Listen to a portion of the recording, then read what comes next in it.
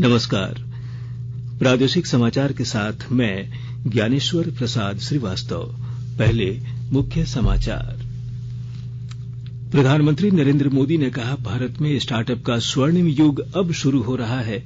हर साल 16 जनवरी को राष्ट्रीय स्टार्टअप दिवस के रूप में मनाए जाने की घोषणा।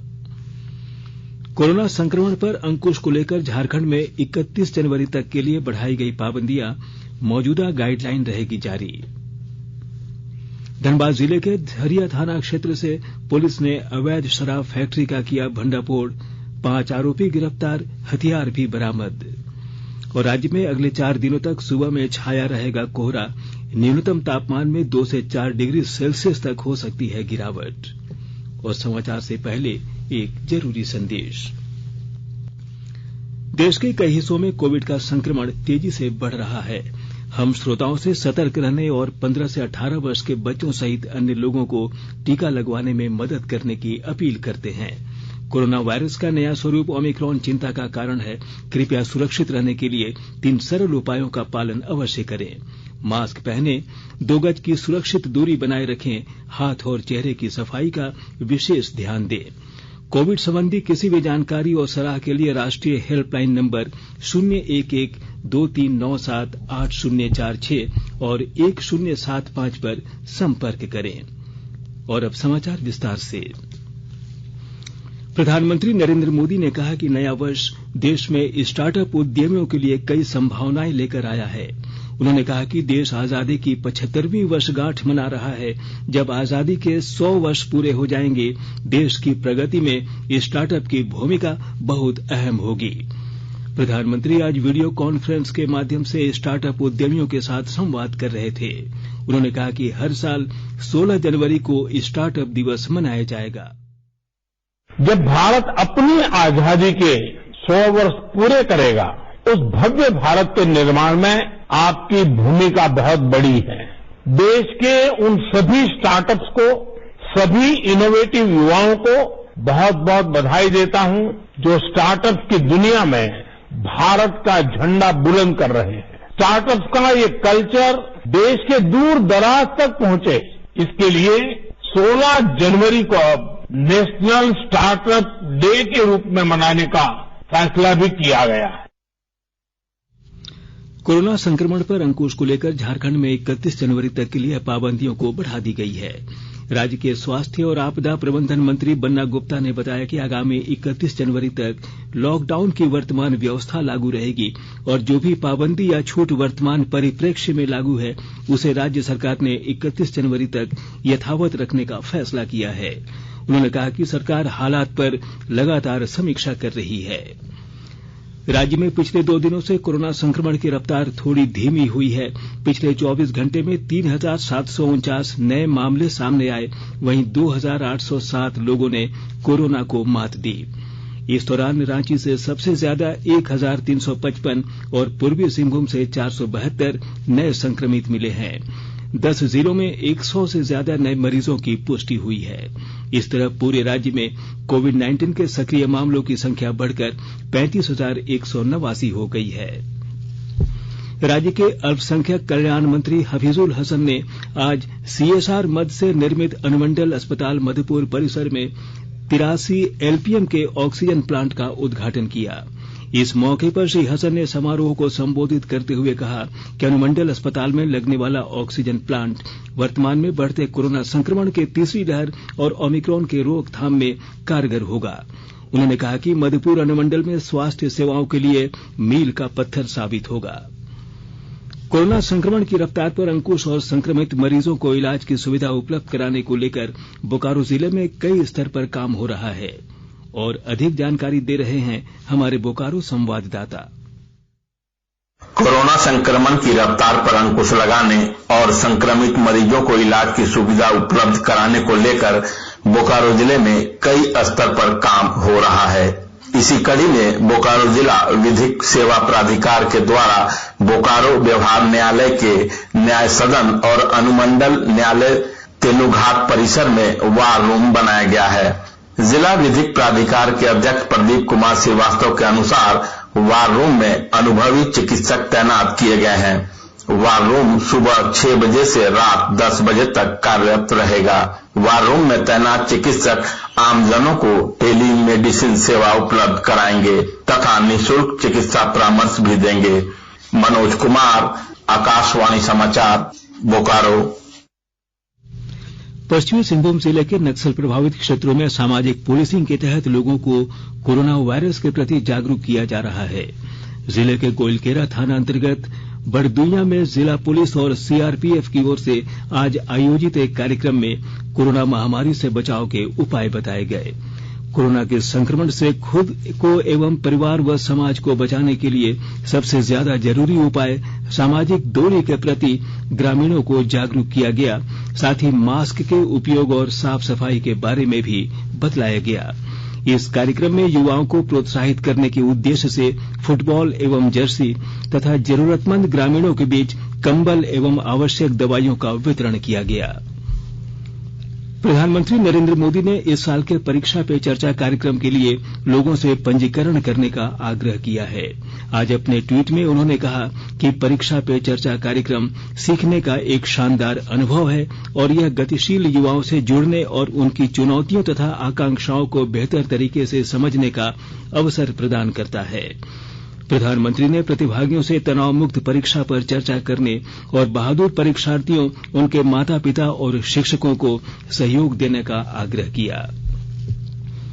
आकाशवाणी के ताजा तरीन समाचारों के लिए आप हमारी वेबसाइट newsonair.com पर लॉग इन कर सकते हैं। ताजा समाचार Twitter handle @AIR News Alerts और Facebook page all India radio news पर भी उपलब्ध है। आप प्रादेशिक समाचार एकांश के Twitter handle @AIR News_ Ranchi और फेसबुक, इंस्टाग्राम पेज तथा YouTube channel AIR News Ranchi पर भी हमारे बुलेटिन सुन सकते हैं। प्रादेशिक समाचार आप आकाशवाणी रांची से सुन रहे हैं और अब पेश है कोरोना से बचाव के कुछ संदेश। कोविड-19 से बचाव और सुरक्षित रहने के 3 उपाय।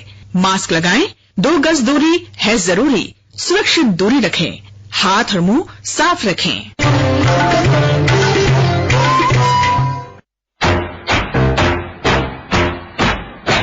चलो मिलकर एक शुरुआत करें, चलो एक फैसला आज करें, मास्क नहीं तो टोकेंगे, कोरोना को रोकेंगे।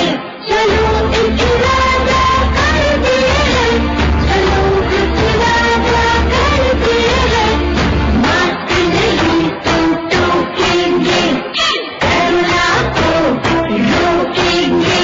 भारत सरकार द्वारा जनहित में जारी। प्रादेशिक समाचार में आपका फिर से स्वागत है। धनबाद जिले के झरिया थाना अंतर्गत राज ग्राउंड में पुलिस ने अवैध शराब फैक्ट्री का भंडाफोड़ किया है। मौके से पुलिस ने 3 गोदामों और शौचालय से लगभग 10 लाख की अवैध अंग्रेजी शराब, निर्मित और अर्धनिर्मित शराब की बोतलें और स्प्रीट समेत विभिन्न कंपनी के रैपर और मशीन जब्त की। इस मामले में पुलिस ने छापेमारी करते हुए अवैध शराब विक्रेता शिव जी के घर से उसके पुत्र दीपक सहित 5 अन्य लोगों को हिरासत में लिया। पुलिस को मौके से एक अवैध पिस्टल भी मिली है। उपराजधानी दुमका में गणतंत्र दिवस समारोह की तैयारी को लेकर संताल परगना के प्रमंडलीय आयुक्त चंद्रमोहन प्रसाद कश्यप ने आज दुमका जिले के आला अधिकारियों के साथ बैठक की। बैठक में पुलिस उप महानिरीक्षक सुदर्शन मंडल, उपायुक्त रविशंकर शुक्ला और पुलिस अधीक्षक अंबर लकड़ा समेत अन्य वरीय अधिकारी उपस्थित थे। गणतंत्र दिवस का मुख्य समारोह पुलिस लाइन मैदान में होगा, जहां मुख्यमंत्री हेमंत सोरेन राष्ट्रीय ध्वजारोहण करेंगे। बैठक में प्रमंडलीय आयुक्त ने कहा कि कोविड-19 को ध्यान में रखते हुए जिला प्रशासन के अधिकारी स्वतंत्रता सेनानियों के घर जाकर उन्हें सम्मानित करेंगे। गणतंत्र दिवस समारोह में इस बार भी परेड के दौरान विकास और कल्याणकारी योजनाओं पर आधारित झांकी निकाली जाएगी और परेड होगा। आजादी का अमृत महोत्सव कार्यक्रम की श्रृंखला में नेहरू युवा केंद्र गुमला द्वारा स्वामी विवेकानंद जयंती, राष्ट्रीय युवा दिवस और साप्ताहिक कार्यक्रम के तहत आज रक्तदान शिविर का आयोजन सदर अस्पताल परिसर स्थित ब्लड बैंक में किया गया। रक्तदान शिविर में जिला युवा पदाधिकारी सहित युवाओं द्वारा कुल 13 यूनिट रक्तदान किया गया। अमृत महोत्सव के तहत आकाशवाणी के साप्ताहिक क्विज में आइए आप भी शामिल हों।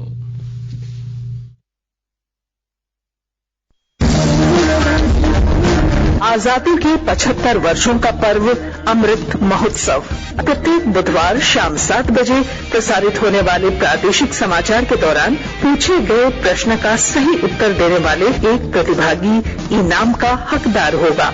इसके लिए सुनते रहिए आकाशवाणी रांची का प्रसारण।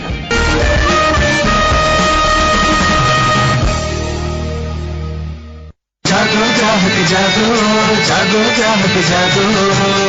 आजादी का अमृत महोत्सव के लिए सभी उपभोक्ताओं को शुभकामनाएं। हॉलमार्क सोने की शुद्धता सुनिश्चित करता है। हमेशा हॉलमार्क वाले सोने के आभूषण खरीदें। उपभोक्ता किसी भी शिकायत के लिए कृपया राष्ट्रीय उपभोक्ता हेल्पलाइन टोल फ्री नंबर 14404 पर संपर्क करें। उपभोक्ता मामले विभाग भारत सरकार द्वारा जनहित में जारी। जानो अपने अधिकारों को, अपने हक पहचानो, बेईमानों को सबक सिखाओ, ग्राहक अब तो जागो, जागो ग्राहक जागो, जागो ग्राहक जागो। सूचना एवं प्रसारण मंत्रालय के पीआईबी आरओबी रांची और एफओबी डाल्टनगंज के संयुक्त तत्वावधान में आज राष्ट्र निर्माण में युवाओं की भूमिका पर वेबिनार का आयोजन किया गया। राष्ट्रीय युवा दिवस समारोह सप्ताह के तहत आयोजित वेबिनार में अध्यक्षीय संबोधन करते हुए पीआईबी आरओबी रांची के अपर महानिदेशक अरिमर्दन सिंह ने सेना दिवस के मौके पर देश के वीर सैनिकों के योगदान को याद करते हुए उनके और उनके परिवार के प्रति कृतज्ञता व्यक्त की। कोडरमा से गुजरने वाली हावड़ा दिल्ली मेल लाइन पर ट्रेन की रफ्तार बढ़ाने को लेकर कार्य तेज हो गया है और अधिक जानकारी के साथ हमारे कोडरमा संवाददाता। आने वाले दिनों में हावड़ा से दिल्ली 1525 किलोमीटर की यात्रा 17 से 20 घंटे के बजाय महज 13 से 15 घंटे में पूरी हो जाएगी। इसे लेकर योजना को अमली जामा पहनाने का कार्य तेज हो गया है। इस ट्रैक पर आने वाले समय में 160 किलोमीटर की रफ्तार से ट्रेन दौड़ेगी। जानकारी के मुताबिक हावड़ा नई दिल्ली रेल रूट देश का पहला semi high speed rail route बनेगा। इसे लेकर इस ट्रैक के किनारे सभी रेलवे क्रॉसिंग को बंद कर दिए जाएंगे और रेल पटरी के दोनों तरफ कंक्रीट की दीवारें बनाई जाएंगी। इस कार्य को लेकर धनबाद रेल मंडल के कोडरमा और इसके आसपास के स्टेशनों में कंक्रीट की दीवार बनाने का कार्य शुरू हो गया है। गजेंद्र बिहारी सिन्हा, आकाशवाणी समाचार, कोडरमा। पश्चिमी विक्षोभ का असर आज भी पूरे राज्य में देखा गया। राजधानी रांची और आसपास के विभिन्न इलाकों में तड़के हल्की बारिश के बाद सुबह से ही बादल और कोहरा छाया रहा। इससे ठंड बढ़ गई। मौसम पूर्वानुमान में बताया गया है कि कल 16 जनवरी से 20 जनवरी तक पूरे राज्य में सुबह में कोहरा रहेगा। इस दौरान न्यूनतम तापमान में 2 से 4 डिग्री सेल्सियस की गिरावट आने की संभावना है। और अब संक्षिप्त खबरें। राज्य मंत्रिपरिषद की बैठक आगामी 19 जनवरी को रांची स्थित झारखंड मंत्रालय में होगी। गुमला पुलिस ने माओवादियों को हथियार आपूर्ति करने के मामले में 4 अपराधियों को गिरफ्तार करने में सफलता हासिल की है। और अब अंत में मुख्य समाचार एक बार फिर।